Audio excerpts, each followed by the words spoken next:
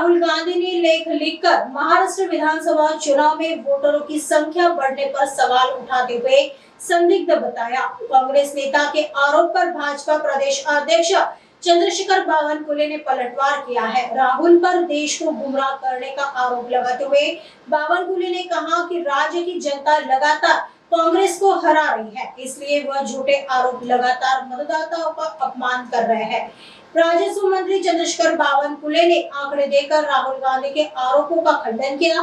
बावनकुले ने कहा, राहुल गांधी कहते हैं कि महाराष्ट्र में 5 महीने में 39 लाख मतदाताओं की वृद्धि संदिग्ध है, लेकिन 2009 में क्या हुआ था अगर आपको याद नहीं है तो मैं आपको बताता हूँ। पराभवाच्या मानसिकतेतनं अजूनही राहुल गांधी बाहेर येत नाही। खरं तर आत्मपरीक्षण करायला पाहिजे होतं। लोकसभा जिंकल्याच्या नादात म्हणजे महाराष्ट्रात ज्या 31 सीट त्यांना मिळाल्या, 31 लोकसभा त्यांना मिळाल्या, 17 आम्हाला मिळाल्या। त्यावेळी राहुल गांधी ओव्हर कॉन्फिडंट झाले, महाविकास आघाडी ओव्हर कॉन्फिडंट झाली आणि मोठ्या प्रमाणावर त्या ठिकाणी निवडणूक लढण्याचे जे त्या ठिकाणी काम असतं, जनसंवाद असतो, घरोघरी जाणे असतो, ते विसरून गेले आणि महाराष्ट्रामधल्या महायुतीवर जनतेने विश्वास केला, मोदींच्या कामावर जनतेने विश्वास केला आणि बघा या ठिकाणी 2,50,00,000 मतं हे महाविकास आघाडीला लोकसभेत मिळाले होते आणि 2,48,00,000 मतं महायुतीला मिळाले होते। आमच्या महायुतीच्या सर्व कार्यकर्त्यांच्या प्रयत्नाने आम्ही 3,17,00,000 गेलो आणि ते 2,17,00,000 आले। म्हणजे राहुल गांधी हे कळायला पाहिजे की आपले 33 लाख मतं कमी झाले। लोकसभेपेक्षा 33 लाख मतं कमी हे महाविकास आघाडीचे झाले। महायुतीचे 3,17,00,000 म्हणजे 69 लाख मतं वाढले। राहुल गांधीने याचा अभ्यास केला पाहिजे की 2009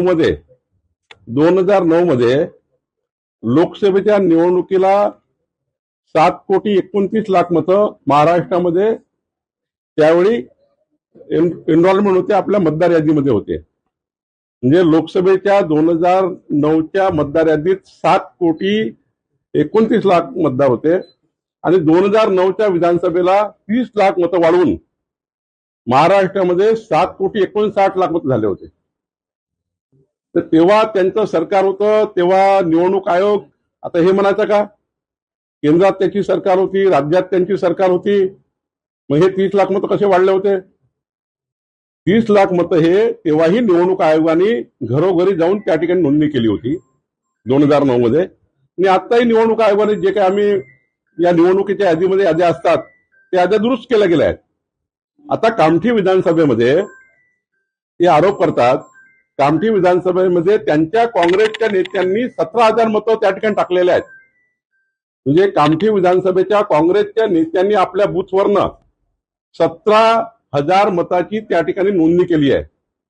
निवडणूक आयोगाने घरोघरी फिरून त्या ठिकाणी जो सबर्बन एरिया तयार झाला, बेसा, बेलतर्डी, हुडकेश्वर, नरसाळा या भागातली नोंदणी केली आहे आणि त्यामुळे कामठी विधानसभेमध्ये सातत्याने प्रत्येक वेळी म्हणजे तुम्ही 5-4 निवडणुकी बघा, कामठी विधानसभा ही सबर्बन होत आहे। नागपूरचे लोक कामठी विधानसभेत राहायला येतात आणि त्यामुळे तिकडली आकडेवारी नेहमी वाढतं। 3 निवडणुकीची आकडेवारी 30,000 मतांनी वाढलेली आहे आणि त्यामुळे राहुल गांधी बेचैन झाले आहे। त्यांना आता मोदीजींच्या विकासाच्या अजेंड्यावर बोलता येत नाही। विकसित भारताचा संकल्प मोदीजींनी केला म्हणून आता पुढचे 15 वर्ष महाराष्ट्रात देशामध्ये त्यांना काही दिसत नाही आणि म्हणून असा संभ्रम निर्माण करतात। देशामध्ये महाराष्ट्रामध्ये संभ्रम निर्माण करून त्यांना राजकारण करायचं आहे, पण आताची जनता संभ्रमावर जगत नाही, विकासावर मतं येतं आणि त्यामुळे आमचं पार्टी माननीय मोदीजी, आमचे देवेंद्रजी, आम्ही सर्व विकासाच्या मुद्द्यावर लोकांकडे जातो आहे आणि मला विश्वास आहे की राहुल गांधी ह्या ज्या अजूनही हे या पराभवाच्या गलत छायातून निघत नाही तोपर्यंत त्यांची ते पार्टी वाढवू शकत नाही असं मला वाटतं।